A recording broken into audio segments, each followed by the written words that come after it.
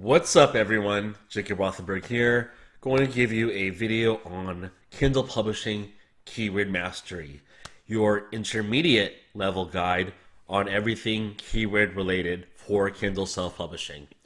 So what we're going to talk about today is the number one keyword strategy you should avoid. I'd say, about 80% of publishers, maybe 85%, are using this strategy. And this is how they approach their business overall. Are you ready? This is the number one keyword strategy you should avoid.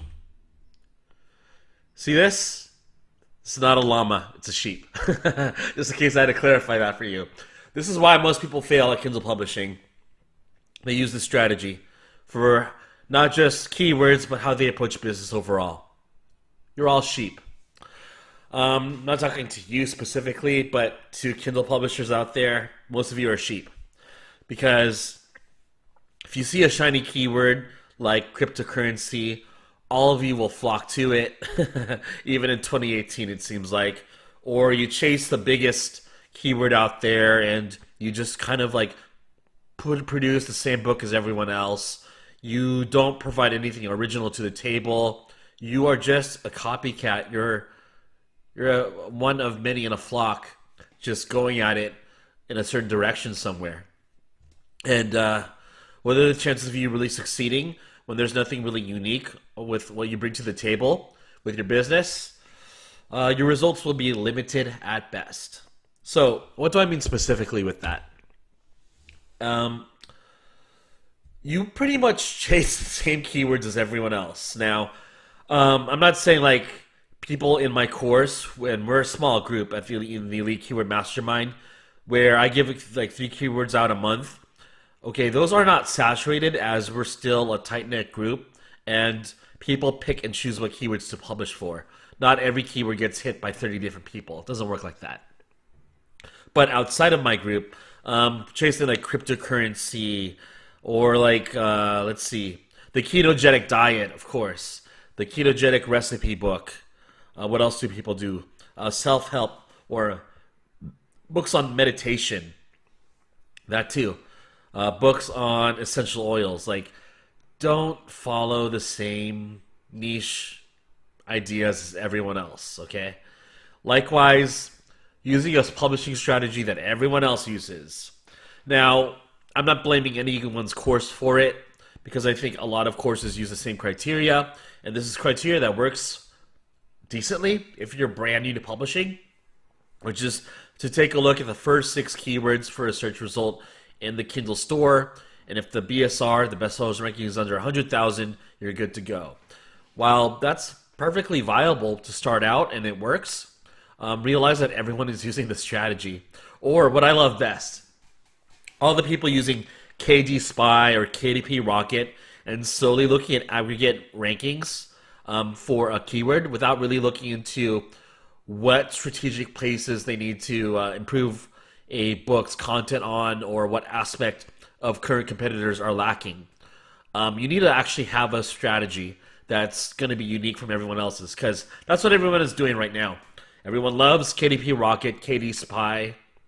Not that there's anything inherently wrong with those programs, but you can't shortcut your way. You can't magic bullet your way to really making good money from Amazon self-publishing.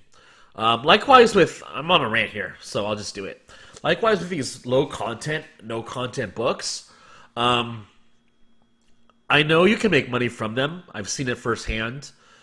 It's just that your approach to it is the same as what everyone else is doing. So the proper way to approach low content keywords, or rather low content productions, is to have a high output of these products. So you want to be producing 50 journals a month, 100 diaries a month, 200 logs a month, whatever it takes. And that's how you properly approach low content keywords. As it's not the 1 or 2 or even 10 titles that will make you money. It's the fact that you have so many out there. It's kind of like playing the lottery on a grander scale to like, okay, I have 5,000 of these ebooks out, or rather of these journals out. I just need 50 of them to sell a day.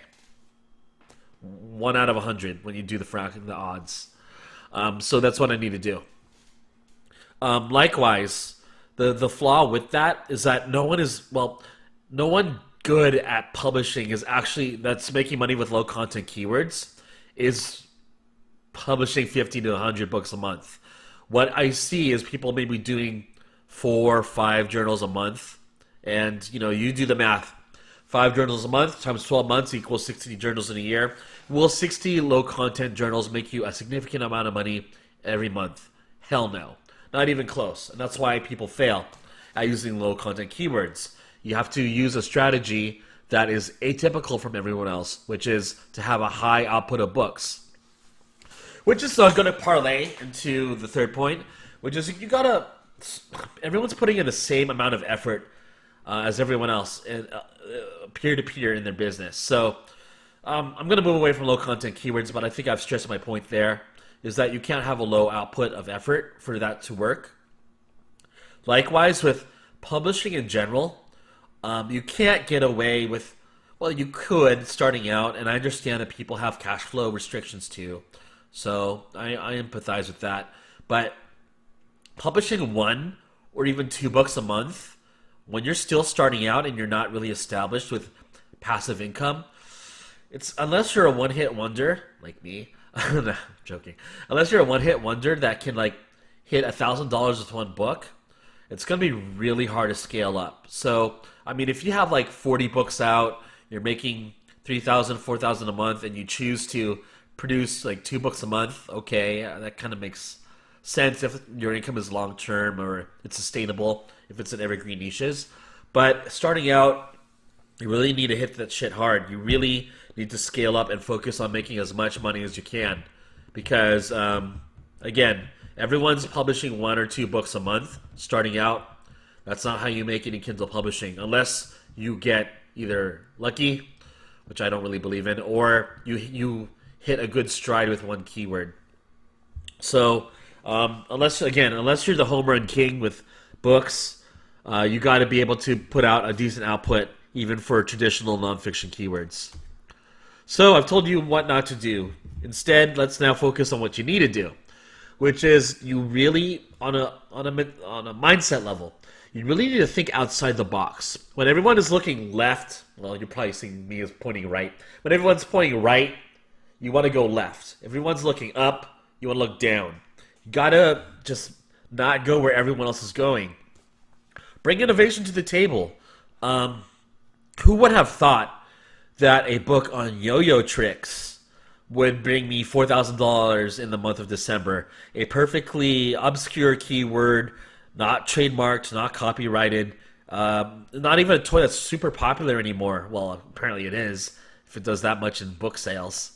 But it's kind of obscure, right? Who would have thought that a yo-yo book could do so well? And I saw signs of life in the keyword. I saw criteria that told me, hey, if I can rank high for this keyword, and there's only 4 or 5 yo-yo tricks books that are kind of bad, I know I can make money off of this. And that's what I did.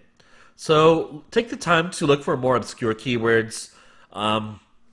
Unless you have a specific strategy that can work well for saturated niches, and I have that.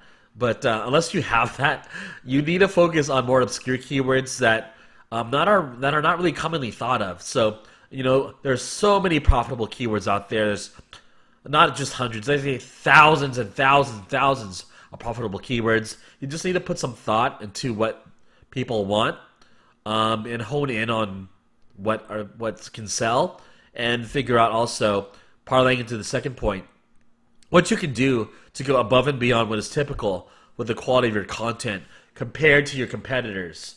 So whether that's providing a unique sales proposition, whether it's having a shinier, nicer book cover, whether it's having better content inside the book.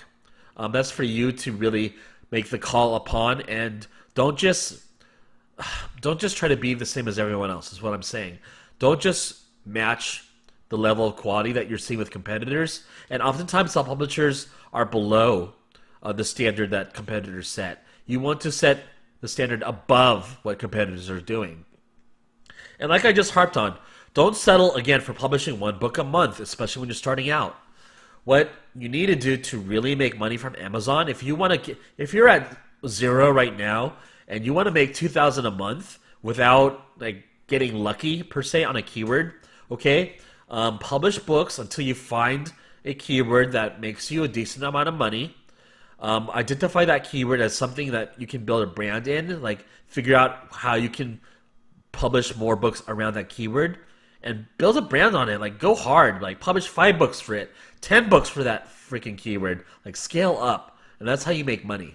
That's how you'll do it with Kindle publishing. That's the right way to do it, especially going into 2019 when it's getting harder and harder to put out shit books and all the keywords you want. Shortcutting seems to not be as effective anymore. So that's it, guys. Hope you like this video.